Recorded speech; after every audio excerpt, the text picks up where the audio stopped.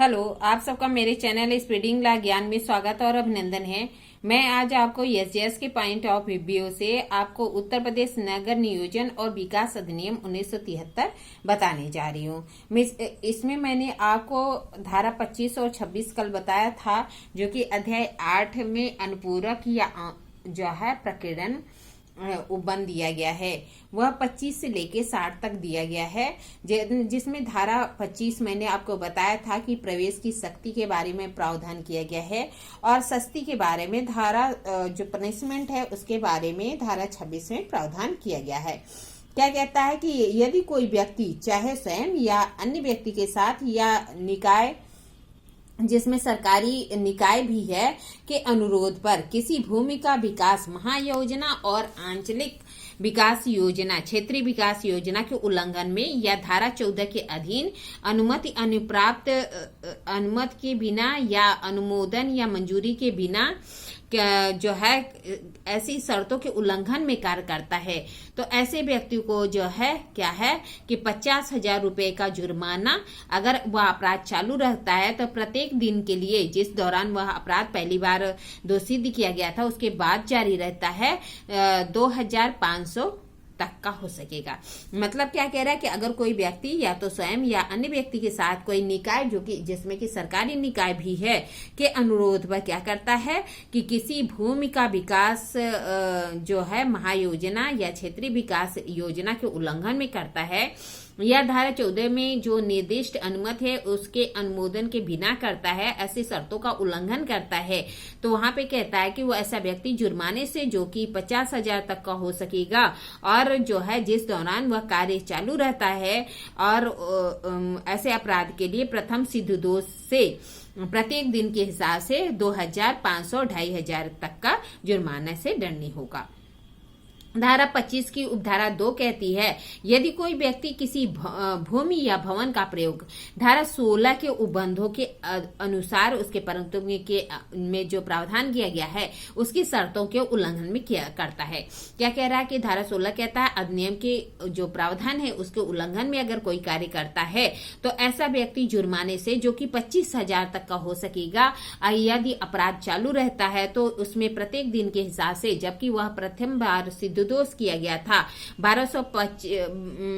1,1250 तक के लिए दंडनीय होगा। क्या कह रहा है कि अगर कोई व्यक्ति क्या है कि जो है किसी अपराध के किसी भूमि या भवन का प्रयोग धारा 16 के उपबंधों के उल्लंघन में करता है तो 25,000 तक का हो सकेगा, और अपराध चालू रहता है तो प्रत्येक दिन के हिसाब से 1250 के लिए अर्थदंड से जुर्माने से दंडनीय होगा। फिर क्या कह रहा है कि धारा 26(3) कहता है कि यदि कोई व्यक्ति 25 के अधीन किसी भूमि या भवन के प्रवेश करने के लिए अधिकृत व्यक्ति को क्या करता है, बाधा डालता है या प्रवेश करने के पश्चात उसे परेशान करता है, तो ऐसे व्यक्ति को 6 माह के कारावास और जुर्माने से जो कि 1,000 तक का हो सकेगा दंडनीय किया जाएगा। अगर कोई व्यक्ति है किसी व्यक्ति को जो है क्या करता है कि प्रवेश करने के लिए प्राधिकृत व्यक्ति है उसे प्रवेश करने के लिए बाधा उत्पन्न करता है या प्रवेश करने से रोकता है, तो ऐसे व्यक्ति को क्या है तो कहता है कि ऐसे व्यक्ति को जो है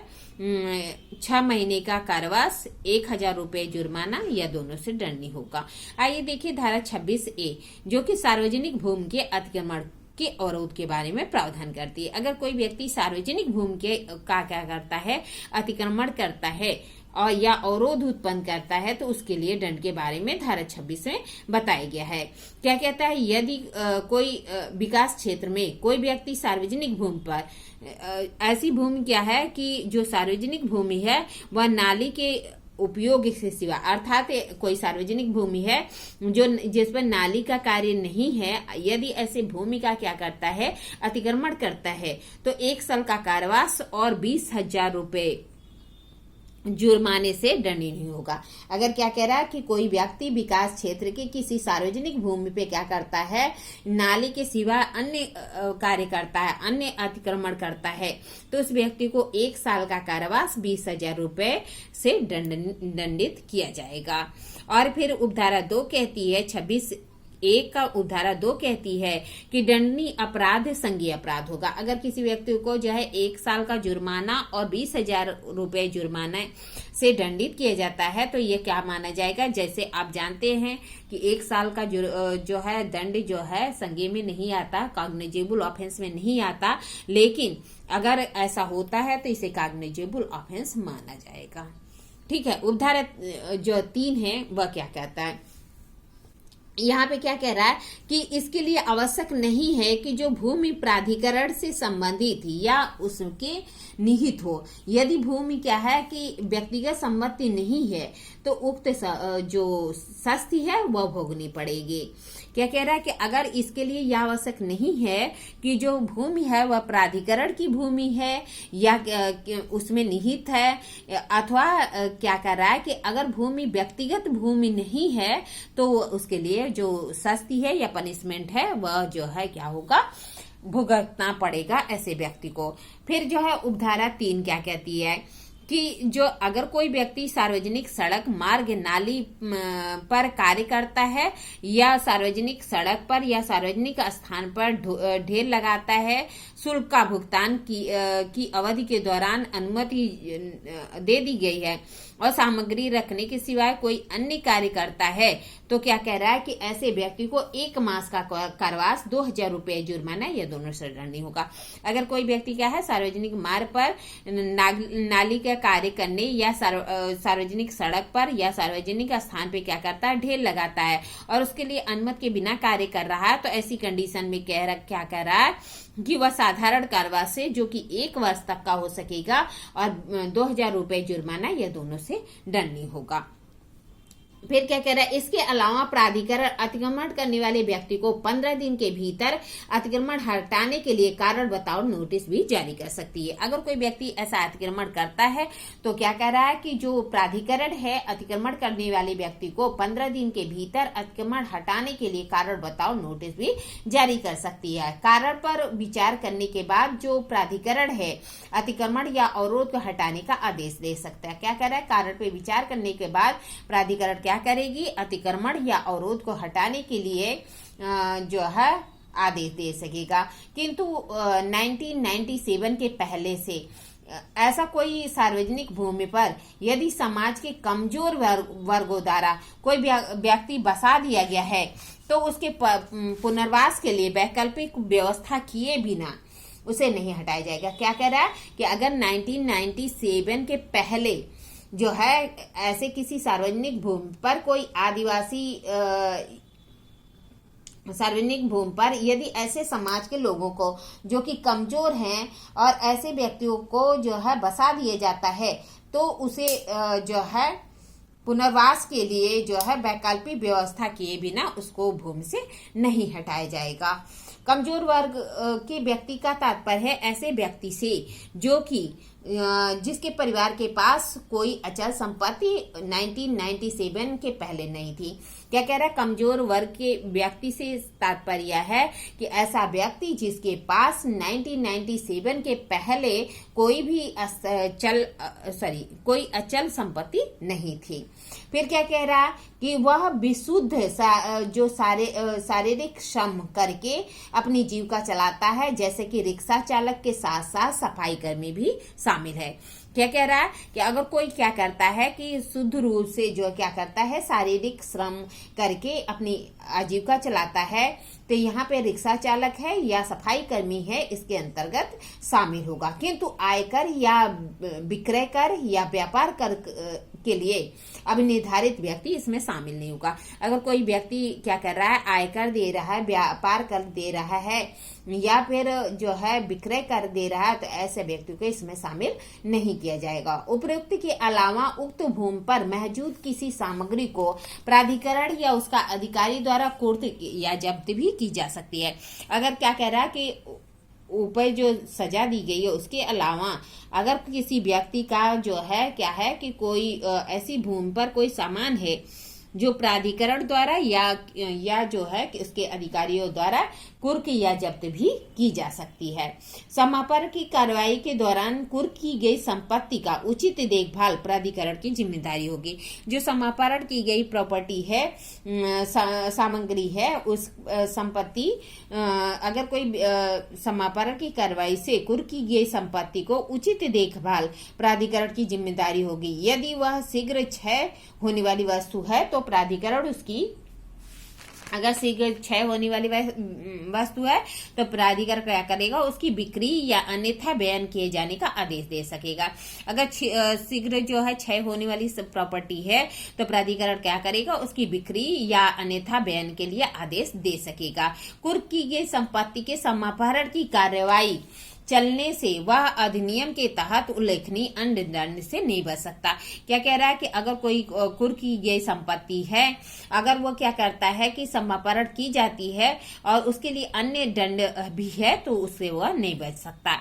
समापन के आदेश से क्षुब्ध व्यक्ति जिला जज के समक्ष 1 महीने के अंदर अपील कर सकता है। अगर कोई व्यक्ति की संपत्ति समापन हो गई है और उस आदेश से वह क्षुब्ध है तो क्या करेगा, डिस्ट्रिक्ट जज के पास, जिला जज के पास 1 महीने के भीतर अपील कर सकता है।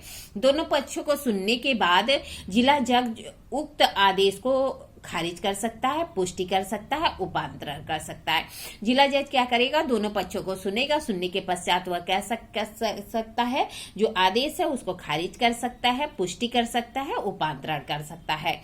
वे अंतिम फैसले तक उक्त आदेश को स्थगित भी कर सकता है। अंतिम फैसले तक क्या करता है कि वो जो आदेश है उसको जो है स्थगित भी कर सकता है। इसके अलावा जो है और भी कुछ प्रावधान किए गए हैं, जैसे कि धारा 26 खा देखते हैं तो वहां पे कहता है कि धारा 26A के अधीन हटाने के लिए प्रतिकर हेतु दावा। अगर जो है क्या कह रहा है कि धारा 26A कहता है कि धारा 26B कहता है कि धारा 26A के अधीन हटाए जाने के लिए प्रतिकर हेतु दावा। तो क्या कहता है कि अगर जो है अवरोध या प्रतिकर को हटाने से क्षुब्ध व्यक्ति धारा 26 खा के तहत 30 दिन के भीतर जिला जज के समक्ष प्रतिकर या प्रत्यावेदन हेतु वाद दायर कर सकता है। क्या कह रहा है कि कोई व्यक्ति इस आदेश से क्षुब्ध है तो 30 दिन के भीतर जिला जज के पास क्या करेगा कि प्रतिकर या प्रत्यास्थापन के हेतु जो है वाद दायर कर सकता है। उसके प्रतिकर या प्रत्यास्थापन का आदेश सिविल कोर्ट के डिग्री की तरह निष्पादित किया जाएगा, किंतु यह कि यदि प्रतिकर किसी अधिकारी को व्यक्तिगत रूप से देने का आदेश दिया गया है तो प्राधिकरण क्या करेगा, उसके वेतन से काटकर व्यक्तिगत व्यक्ति को अदा कर देगा। क्या कह रहा है कि अगर कोई व्यक्ति ऐसे आदेश से क्षुब्ध है 30 दिन के भीतर जिला जज के सामने प्रतिकर या प्रत्यावेदन का आवेदन कर देगा। उसके प्रतिकर या प्रत्यावेदन के आदेश से सिविल न्यायालय की डिग्री की तरह निष्पादित किया जाएगा, किंतु यदि प्रतिकर किसी अधिकारी के व्यक्तिगत रूप से देने का आदेश दिया गया है तो प्राधिकरण क्या करेगा, उसके वेतन से काटकर संबंधित व्यक्ति को अदा कर देगा। परंतु जिला जज इस अधिनियम के तहत जो जिला जज है इस अधिनियम के अधीन अभिकरण के रूप में कार्य करेगा। क्या है कि जो जिला जज है इस अधिनियम के अधीन जो है अभिकरण के रूप में कार्य करता है और अभिकरण का भी निश्चय अंतिम होता है। जिला जज क्या करेगा, इस अधिनियम के अधीन अभिकरण के रूप में कार्य करेगा और जो अभिकरण होगा वह जो है जो आदेश देगा, विनिश्चय करेगा या डिसीजन देगा वह अंतिम होगा। विकास क्षेत्र के इस अधिनियम के उल्लंघन में निर्मित या निक्षेपित किसी चीज को प्राधिकरण या उसके प्राधिकृत प्राधिकारी बिना नोटिस के 26 के तहत हटा सकता है। अगर क्या कह रहा है 26 क्या कह रहा है कि अगर कोई व्यक्ति है और उसने क्या किया कि प्राधिकरण के जो नियम है उसके उल्लंघन में निर्मित या निक्षिप्त किसी चीज को बिना नोटिस के भी हटाया जा सकता है। चाहे प्राधिकरण या उसका सदस्य क्या करेगा, बिना नोटिस के ही धारा 26 के अधीन हटा सकेगा। वह दीवार, बाड़, सीढ़ी जैसे स्थान पे स्थित कुर्सी, बेंच आदि चलायमान किसी भी वस्तु को बिना नोटिस के हटा सकता है। ठीक है। और जो है 26 क्या कहता है, अतिक्रमण के निवारण न करने पर सस्ती। यदि कोई व्यक्ति क्या करता है कि अतिक्रमण का निवारण नहीं करता तो जो कोई विशेष रूप से इस अधिनियम या किसी अन्य अधिनियम या नियमावली या उपविधि के अधीन अतिक्रमण या अवरोध को हटाने या निवारण करने के अपने कर्तव्यों के नष्ट किया गया हो, अतिक्रमण या अवरोध को रोकने या निवारण करने की स्वेच्छा जानबूझकर उपेक्षा करता है या लोप करता है, तो वह व्यक्ति 1 मास के एक मास का सादा करवास और जुर्माना जो कि 10,000 हो जा सकेगा या दोनों से दंडनीय होगा। अगर कोई व्यक्ति क्या करता है, कहता है कि अगर जो है उसको आदेश दिया जाता है और उसकी उपेक्षा करता है जानबूझकर और लोभ करता है, तो उस व्यक्ति को क्या होगा, 1 माह का कारावास जो कि साधारण होगा, जुर्माना जो कि 10,000 तक हो सकेगा और या दोनों से दंडित किया जाएगा। इस तरह मैंने आपको धारा 26A, धारा 26B और धारा 26C और धारा 26D बताया। अगर आपको कोई भी वीडियो अच्छी लगती है तो प्लीज लाइक करिए, सब्सक्राइब करिए, कमेंट करिए, शेयर करिए, साथ ही साथ बेल आइकन दबा दीजिए ताकि कोई भी नोटिफिकेशन आपको तुरंत ही मिल जाए। ठीक है, धन्यवाद, थैंक यू।